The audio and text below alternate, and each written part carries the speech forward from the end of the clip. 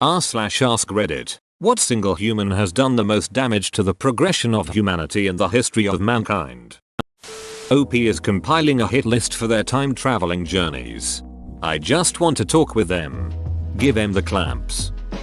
Sheikh al-Islam. I heard of this guy after hearing someone on TV complain about how this man set the Islamic world back by centuries. In 1515, the age of the Ottoman Empire, a learned scholar of the kingdom issued a decree that forbid printing, press, and made using it punishable by death. Edit. Grammar. More context. Wiki. In the year 1515, Sheikh al-Islam of the Ulama, learned scholars, issued a fatwa that printing was haram, forbidden. As a result, Ottoman Sultan Selim I issued a decree of a death penalty on anyone using the printing press. The fatwa has been attributed as one of the reasons for the stagnation of knowledge, invention and discovery in the Muslim world. At a time when Europe was in the midst of the Renaissance period, it seems that Sheikh al-Islam is a title though, not a name. It seems that Sheikh al-Islam is a title though, not a name, and we would have known for sure though, if there were any books about it. Purportedly, the unnamed inventor of flexible glass, Vitrum Flexile, brought a drinking bowl made of the material before Tiberius Caesar. The bowl was put through a test to break it, but it merely dented, rather than shattering. The inventor repaired the bowl easily with a small hammer, according to Petronius, after the inventor swore that he was the only man alive who knew the manufacturing technique. Tiberius had the man executed. He feared that the glass would devalue gold and silver, since the material might be more valuable. https://en.m. Wikipedia.org Wiki Flexible glass. What an idiot. TC had access to what he thought was worth more than gold and silver, so rather than claiming this new flexiglass material for his own benefit in the name of the empire, or whatever, he wipes it out of existence? I mean, his face was on all the gold coins. It's probably difficult to put your face on the glass. How would the plebs recognize him if they didn't see his face on their money? Plus that means all the good he already has would be less valuable, and that could lead to an economic depression. Edit. This is based on an Econ 101 class I took years ago. I have no clue if it's right. The Ottoman caliphs who banned the printing press from the Muslim world. That's exactly how you destroy a civilization. Bro, that's like erasing the potential of millions of minds. Who knows what may have come from someone becoming literate enough to explain their ideas back then. I'd be thinking this onto a screen from Titan right now. Even more sad when you think that back then the Middle East was the hub of science and medicine. Andrew Wakefield. This man started the vaccines cause autism myth. I personally blame him for a lot of modern anti-vaxxers. I think I watched YouTube video or documentary on it recently. It was so interesting and also terrifying that one man can breed a bunch of unnecessary fear and hesitancy just because he wanted to make a profit, and his impact still goes on today 20 years later. Edit. Someone pointed out that I used the wrong to and now I can't unsee it, so I fixed it. And it was all based on a study of 12 people. Back to our Khilji. Hands down. In 12th century there was the world's biggest university in India named Nalanda where intellectuals from all around the world used to study. Then Turks invaded India under Khilji. They killed almost all the intellectuals and destroyed the university, and they burnt the library. The library continued to burn for 3 months. This has to be by far the biggest loss to mankind emo. Same as Sonny Ali, Songhai King, who couldn't read or write, and this inferiority complex led him to conquer and burn down Timbuktu and killing all scholars that didn't manage to escape. A leader with an inferiority complex destroying things? That's some wild history. Surely that wouldn't happen today. A lot of people don't seem to understand the question. It's not who did bad thing or who I hate more, it's who hindered the progress of humanity the most. People just don't want to understand. That's Reddit for you. People are eternally trying to get as many upvotes as possible with answers they know are popular opinions or jokes. Guy de Chauliac. He was a surgeon in the 1300s who vehemently spoke out against another fellow surgeon, Theodoric Borgognoni. Theodoric was a surgeon who wrote about his theories on proper wound care and believed that the best thing you can do to a wound is wrap it and keep it clean. Guy hated what Theodoric was writing because it directly went against the teachings of Galen. An ancient Greek surgeon who believed pus was the body's way of balancing your humors. Guy's teachings were widely accepted, and it's believed that his ignorance set the development of antisepsis in surgery back about 600 years. Edit. Guy de Chauliac was born in the 1300s, not 1200s, as he was alive during the Black Death. Ignaz Semmelweis was the guy who was thrown into a mental asylum for saying surgeons should wash their hands between seeing patients. Oh man, I only knew Guy de Chauliac from his super awesome records of the Black Death. I didn't know he did this. Bummer. Never meet your heroes, I guess. Robert Maxwell, father of Ghislaine. The man was the leading cause of paywalled scientific articles today. Before him, science publishing was relatively open. He helped shape the industry into the cancer on academia it is today. Edit. Quite the thing to wake up to. Thanks everyone.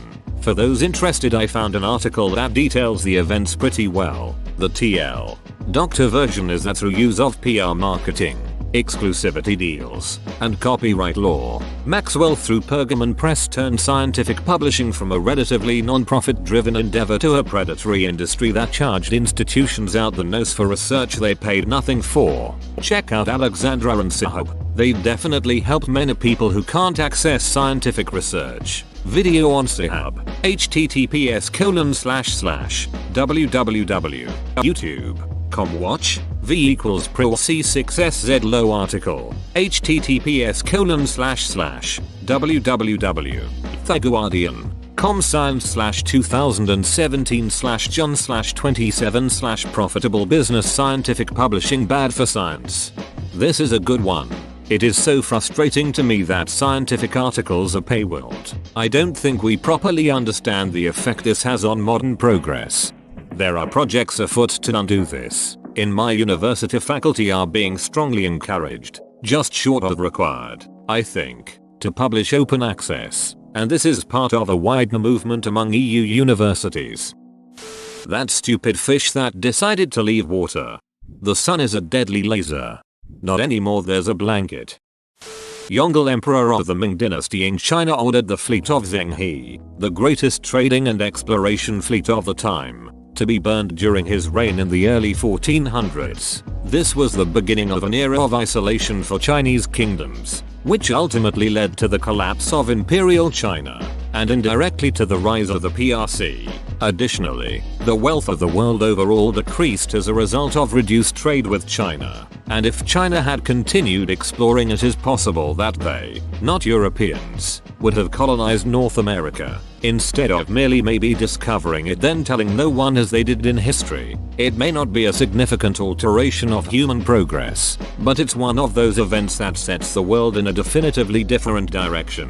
Edit. Didn't say the Chinese did discover America, just that they might have, because it's been theorized that they did and they had the technology. I mean, the Inuit and Siberians have been crossing the Bering Sea in leather kayaks for thousands of years, so the Chinese definitely could have done it too if they wandered up that far. I don't know much about the actual history of that theory, and most of my comments on that are from Wikipedia searches this morning and willingness to believe fun hidden history scenarios that are actually possible. Thanks for all the upvotes.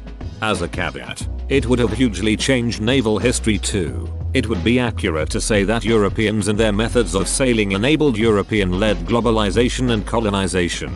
The durability of their designs, relative speed and range were critical developments with a measurable impact on the world. But, really, the Chinese had a totally different system which would have really worked just as well, if not better. European ships were relatively small and had canvas sails, while the great Chinese ships that Zheng He used were massive, and used these kind of folding bamboo sails, ingenious for their strength and manageability. They even had watertight compartments, something European ships didn't even consider using for centuries. Both parts of the world produced ships that could do what the other kind did, while looking extremely different. So as a maritime history buff, I'm totally fascinated by how things on the high seas would have looked had the Yongle Emperor not stifled Chinese naval expansion in the cradle. Edit. Book recommendations are anything by Brian Lavery and Robert Gardner.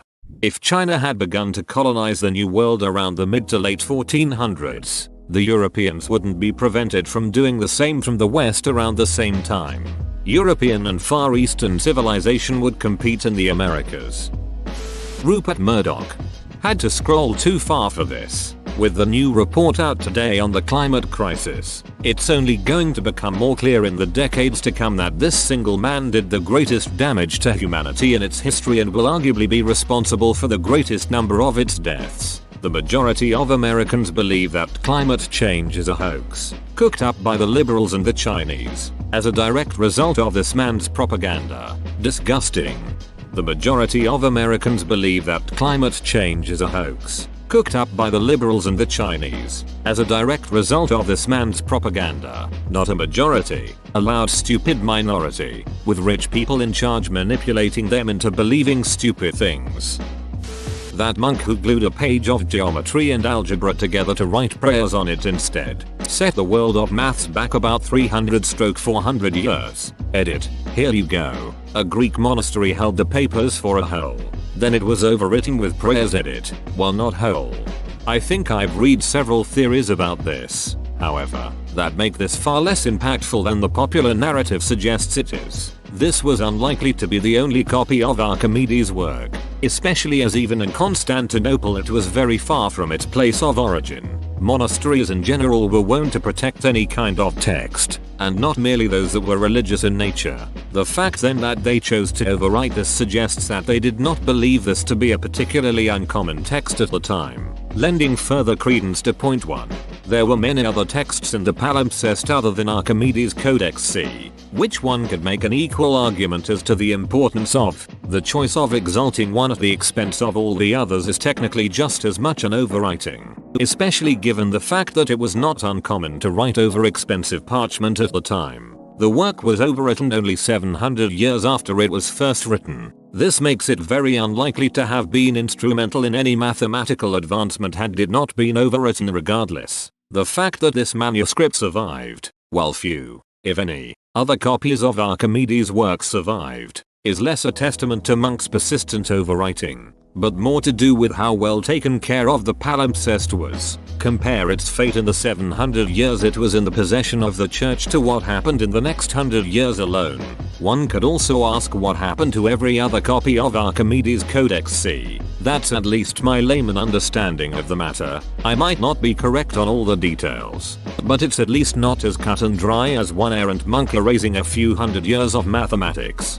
This is so rational, well reasoned and well explained that I'm sure it's gonna be buried and ignored under the waves of outrage as people rallied against that monk. There are two answers here, the ones who are serious and truly answer the question, and the ones who state some modern person they just don't like. U/Alpha Pro 2019 is probably the single worst human in history. Just kidding. You seem cool. U/Alpha Pro 2019 is probably the single worst human in history. Source: Thomas Midgley Jr. Almost everything he invented has seriously harmed humanity with his inventions. Thomas Midgley Jr. contributed to the poisoning of 3 generations of children, increased the risk of skin cancer and other skin problems related to exposure to UV rays, and contributed greatly to global warming. https://interestingengineering.com Thomas Midgley Jr. the man who harmed the world the most. Roe was responsible for adding lead to gasoline and freon gas to fridges. Then, after contracting polio and becoming paralyzed, he died by getting choked by an elaborate pulley system he invented to get himself in and out of bed. Lots of shit looks really bad in retrospect. What that article completely fails to do is discuss what it actually achieved at the time. 1920s engines weren't nearly as advanced as today's engines, and wore out much faster. Explained below in another Midgley post. Edit. Thanks to all the people explaining about lead, it turns out that Wikipedia's description of what knocking did to engines might have been over the top with its use of catastrophic failure. Knocking does not cause engines to explode. He's definitely on the hook for that one. Freon gas was a humongous safety innovation. What it replaced really nasty shit like sulfur dioxide, chloromethane, and ammonia. All 3 of those are combustible and very toxic gases. Freon was a big step at the time. It's so wrong to ascribe blame to him considering the CFC ozone reaction would not be discovered until 1974, and won the Nobel Prize for 1995. He died in 1944. His only fault was not having a crystal ball. I would suggest Andrew Wakefield. His work ileal lymphoid nodular hyperplasia, non-specific colitis, and pervasive developmental disorder in children has been directly responsible for the mistrust of vaccines, the decline of Western rates of vaccination, and basically telling everybody that there's a boogeyman underneath your bed. He is directly responsible for thousands and thousands of deaths. He's a scientist who made a mistake. Why are you blaming him? It's not that he made a mistake. He had purposely customized the outcomes to meet the hypothesis so that he could get rich selling safe vaccines and diagnostic kits. He poisoned the well that saved so many people just so he could get rich. I have no idea how he can sleep at night. On balance, vaccines may be the greatest human accomplishment of all time. People in developed countries really have no idea how bad disease has been for most of human history, precisely because of the success of vaccines and antibiotics. The vast majority of human deaths for most of our existence has been from disease, and for one brief century, we managed to push it back to the fringes of our awareness. But antibiotic resistance and anti-vaxxers seem determined to bring us back to the old standard. It really is such a huge slap in the face to take a look at this technology that has saved billions of lives, the pinnacle of human achievement, and just say duck you. He sleeps on a pile of money he made from the people who paid him to fake the studies as well as in L. Macpherson's arms. Disgusting man. Nazir the Copper Merchant. Our first written texts could have been amazing accounts of how life was at the time. Instead they're just people giving bad reviews on Bronze Age Amazon. I think it just took some time to figure out how to use writing creatively. It's gonna start with some sort of pragmatic use, like how we had Nokias before iPhones. But I do like the image you create of some ancient troll slamming poor Nazir. Tell ye Nazir, Nanny sends the following message. When you came, you said to me as follows, I will give Jimal Sin, when he comes, fine quality copper ingots. You left then but you did not do what you promised me. You put ingots which were not good before my messenger, Sit Sin, and said, if you want to take them, take them. If you do not want to take them, go away. What do you take me for? That you treat somebody like me with such contempt? I have sent us messengers gentlemen like ourselves to collect the bag with my money, deposited with you. But you have treated me with contempt by sending them back to me empty-handed several times, and that through enemy territory. Is there anyone among the merchants who trade with Telman who has treated me in this way? You alone treat my messenger with contempt, on account of that one trifling mina of silver which I owe you. You feel free to speak in such a way, while I have given to the palace on your behalf 1,080 pounds of copper, and Umiabum has likewise given 1,080 pounds of copper, apart from what we both have had written on a sealed tablet to be kept in the temple of Samus. How have you treated me for that copper? You have withheld my money bag from me in enemy territory. It is now up to you to restore my money to me in full. Take cognizance that, from now on, I will not accept here any copper from you that is not of fine quality. I shall, from now on, select and take the ingots individually in my own yard, and I shall exercise against you my right of rejection because you have treated me with contempt. Whoever gave the order to burn the Library of Alexandria? From what I understand, the library was actually copied out or had texts removed prior to the burning. Also went a post on r/ask historians a bit back. Wikipedia talks about this as well. Also I remember reading, from here I think, about how the library right before the burning was already in disrepair. I could be totally wrong with this. Cyril of Alexandria is a pretty good bet. https://en Wikipedia. Wiki Cyril of Alexandria. He organized murder squads to go around Alexandria killing anyone who wasn't a die-hard Christian. This included nearly every great mind of the era. One in particular was Hypatia of Alexandria, one of the greatest minds in history. She invented a working steam engine nearly a millennia before the first steam locomotive. He is of course considered a symbol by Catholicism and the Church of England. Edit. It was Hero that invented the steam engine. Chiorli just woke up to 100 damn replies. Her writing did survive, just not intact. Much of it within the treatise of Theon. Her father a great astronomer in his own right. Wikipedia is not infallible. Yes, easily in the top 5 of worst sin ever. Alexandria was pretty advanced in astronomy and mathematics at that time. We could have advanced so much quicker without him. Duck him. And duck all the people that make him a sin. There are a lot of saints in the church that are like him. There are more of the bog standard lived my whole life in humility for God, but every once in a while you read up on someone like Cyril and wonder what's the point of having something as final as the 10 commandments. Like there is a very clear no murder clause in there. I wonder why the Catholic Church canonized a literal slaughterer. Genghis Khan. While he personally didn't do much to hinder human progress, his reign began an era of Mongol expansionism and devastation, and his successors were responsible for the destruction of the House of Wisdom of Baghdad, ending the Islamic Golden Age, and not to mention the destruction of numerous cities and the deaths of many. Also, the Mongol Empire eventually paved the way for the Black Death. The empire led to many trade routes being formed between Europe and Asia, which eventually led to the transmission of the Black Death to Europe in the 14th century. As terrible as the Black Death was, it was actually the primary driver of change that led Europe out of the Middle Ages and into the Renaissance. The Renaissance basically kickstarted modern civilization.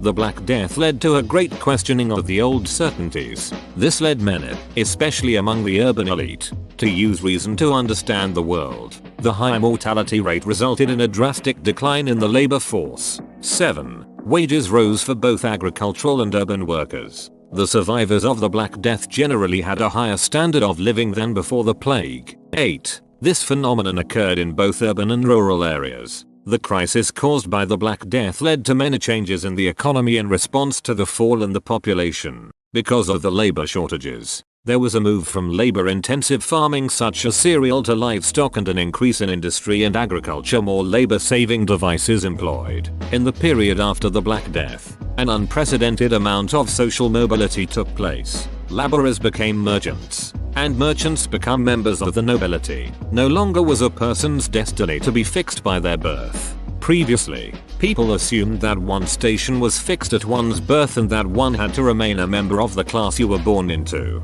24. People believed that a peasant would always be a peasant, an aristocrat, and an aristocrat. Italians, like other peoples in Europe, believed that one's birth determined one's future and that this was determined by God. 25. However, as social mobility became more widespread because of the Black Death, many people believed that a person's merits or abilities were what mattered and not one's birth. Daily History.